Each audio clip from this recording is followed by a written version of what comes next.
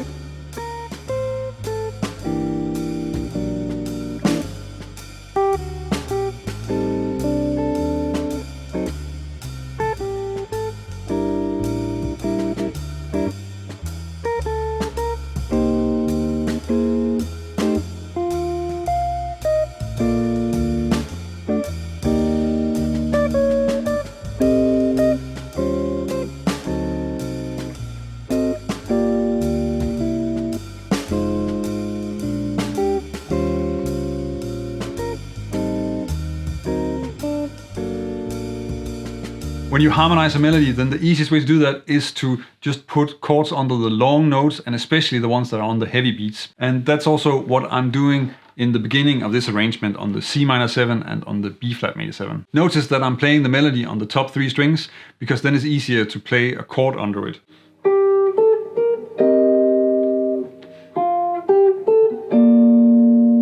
And having a good overview of the fretboard and being able to move the melody around is something that's going to be very useful if you want to find an easier way to play a chord melody arrangement, and also just to have the overview to make it playable at all very often. But at the same time, if you're working on playing chord melody arrangements and harmonizing melodies, then you're also going to develop a really solid overview of the notes on the neck. Sometimes the chords are changing when there's actually no note in the melody, and that's actually happening every other bar. And the way I'm dealing with this is that, of course, I'm harmonizing the C minor like, because we have a melody note, but I don't have a melody note on the beginning of the F7, so I'm just playing the F7 in between on the forehand, and that's really just placed on the forehand because that gives it a little bit more life. It makes it a little bit more rhythmical what's going on.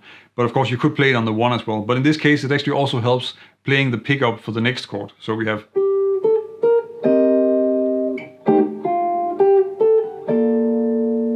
I'm not really talking about the specific drop 2 voicings that I'm using that much in this video, because I'm kind of assuming that you're already working a little bit with drop 2 voicings if you want to start working on harmonizing melodies with it. But if you want to dig into how to play drop 2 voicings, learn some inversions, and see how very useful and flexible and actually powerful a tool that is, then I'm linking to a playlist in the description of this video with a lot of videos covering drop 2 voicings. Autumn Leaves is a melody with a really strong motivic structure. Essentially it's just one motif that's moved around.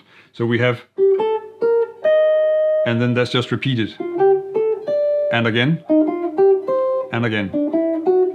So in that way we have sort of a melody that's quite repetitive, and you can of course use things like that when you're harmonizing, because that means that you can put the chords in the same place and you can use the same types of solutions. And that's also what I'm doing. So just using the C minor here and then shifting to this F7, then we get the next phrase. Again, just a B flat major 7 with a third in the melody, and then a stab of the E flat major 7, then down to the A half diminished. So I'm really using the structure of the melody and understanding how that works to make it easier for me to come up with a chord melody arrangement. And that's clear in how I'm harmonizing the A half diminished D7 to G minor 6. So then D7. So the first time around we have a D7 with a natural 9. So I'm just playing a basic D7 here. And then the melody down to G minor 6. And the chord isn't changing on the G minor 6, so we have G minor for 2 bars. And the way I deal with that is that I'm playing first G minor 6 and then shifting up to a G minor major. That's just adding this note and then back again. So, And this is just adding a little bit of movement and keeping things going while we get to the next chord change. I'm just gonna add this because I get asked about my right hand technique really often. So I think it's maybe useful to just show you how I play. I play with my fingers when I'm playing chords and chord melody arrangements, most of the time anyway. And I don't really have much in terms of choices with technique. I just play the way that I played. I used to have classical lessons, so that's really sort of influencing how I play, but I actually never think about it. So the easiest way to demonstrate is probably just to give you a close-up of how I play the opening phrase so you can see how it works.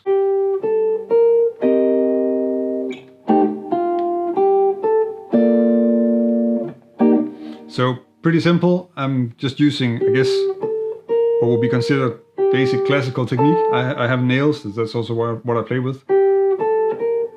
And then using 4 fingers to play the chords. That works really well for drop 2 chords, of course.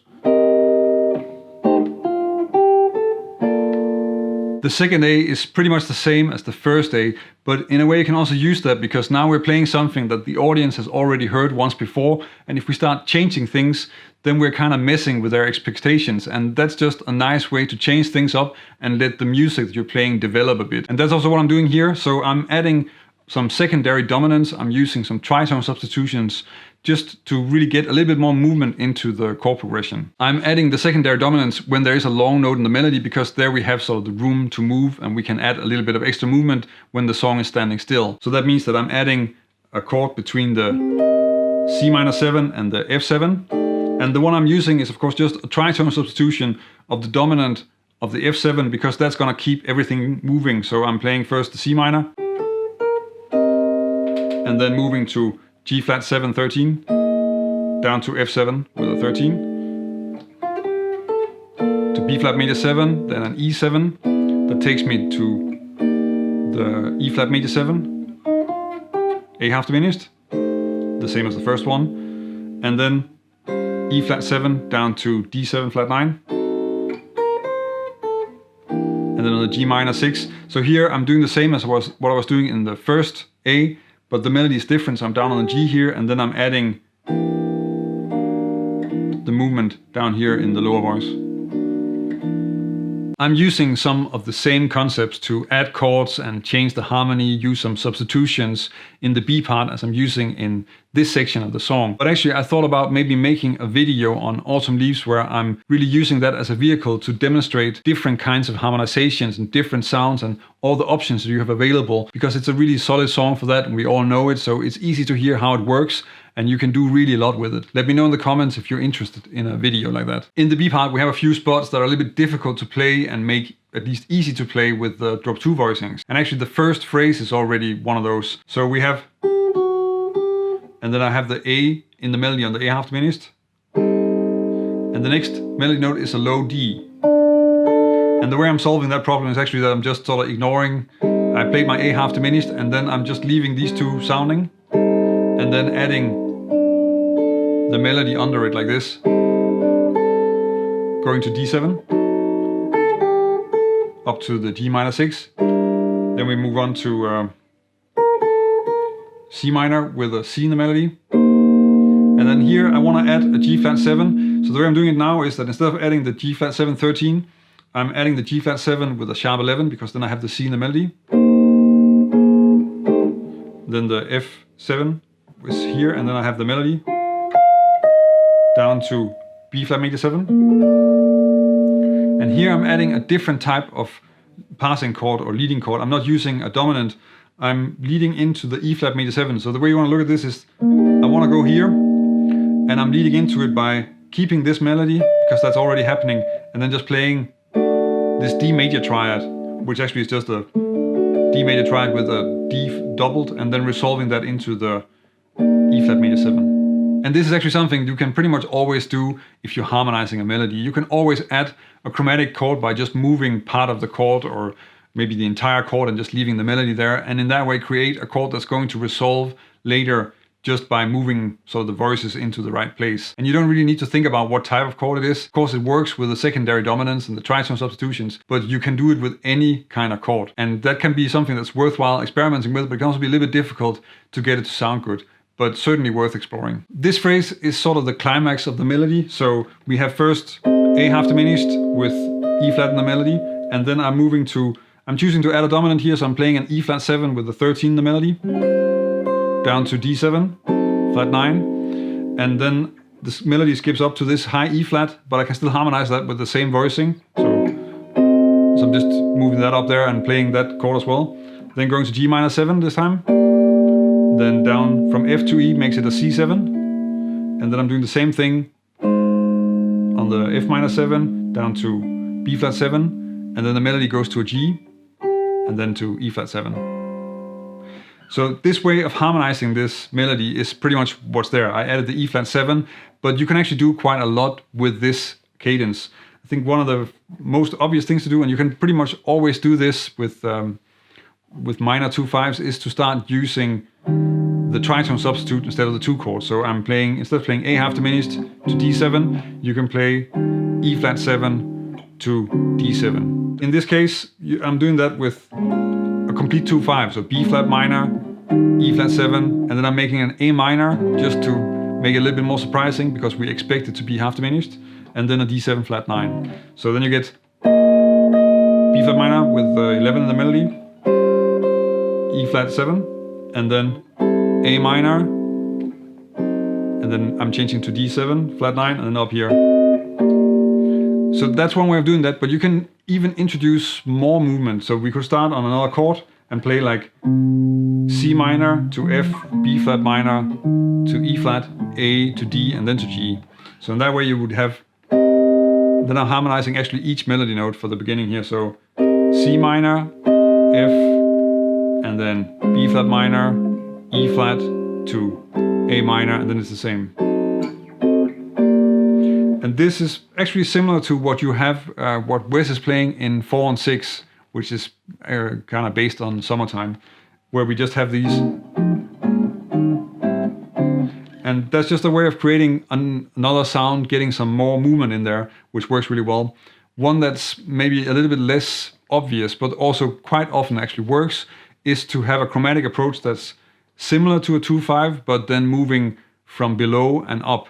And in this case, I'm going to use major 7 chords because that works really well with the melody here. So that's an A flat major 7, going to a D flat major 7, and then to A minor. So we have A flat major 7 to D flat major 7, and then A minor 7, and then D7, then it's the same. And this way of playing is really just introducing another sound, introducing something that's really surprising, but then it sort of gradually moves home, and in that way it just works just the same. For the last line, I'm coming out on the E flat 7, then going down to A half diminished, and then a D7, flat 9, flat 13.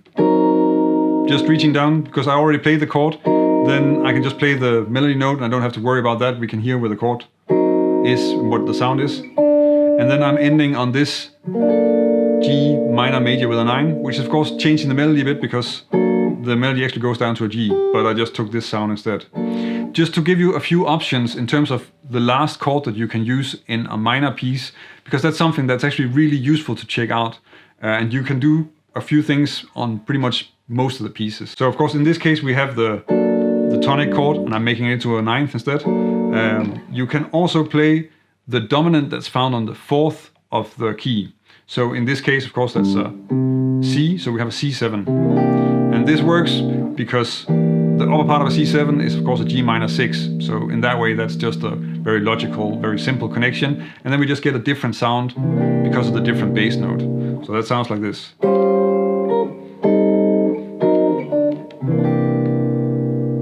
This is something you'll hear bass players do quite a lot with minor pieces. And that's something they can do, and it doesn't really matter too much. But of course, as a compo or a solo player, then you definitely want to be aware of how that works and just react accordingly. The next thing to do is to play a Neapolitan subdominant. So that's playing a major 7 chord that's on the flat 2 of the scale. So in this case, we're in G minor, and then I'm playing an A flat major 7. And this works really well because the major 7 of that chord is of course the root, and that's sort of the melody note at the end of the song. So in that case we get something like this.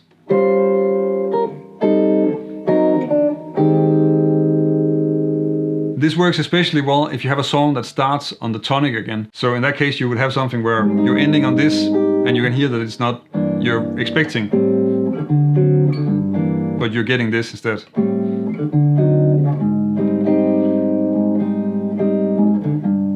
And then you're going on to the next chorus where you're starting on a G minor chord. You don't have that in Autumn Leaves, but that's actually very often the case, and that works really well. It will work in major as well, so you're ending here and then staying there for two bars and then going back to the G major when you're starting on the song again. Another one that works really well, that's quite specific to Autumn Leaves, because Autumn Leaves is in a way starting on the 4th degree of the key, so starting on a C minor, and the dominant for the C minor is a G7, so actually that's the tonic chord as a dominant chord.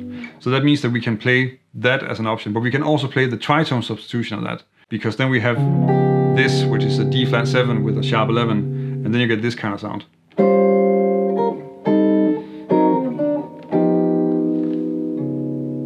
And this works really well because we are sort of keeping things moving, so when you end like this, you can hear that this is not where we're ending. We want to go back to this and keep on moving. You can hear Ron Carter and Jim Hall do this in their recording of Autumn Leaves. The only thing you have with this is that if you're playing the melody, then this doesn't actually work that well with, but you don't always have to choose harmonization so they fit with the melody. In this case, if you're going to a solo, then this works really well. One of the best places to start if you want to make a chord melody arrangement for a solo guitar performance is shell voicings. Shell voicings are 3-note voicings that contain the complete sound of the chord. So if you play those, then it's easy to actually add a melody on top of that, and in that way harmonize the melody. It's a great starting point, and often you can also add some extensions and some other colors. If you want to check out how you can work with this on Autumn Leaves and in that way harmonize the melody for a solo guitar performance, then check out this video.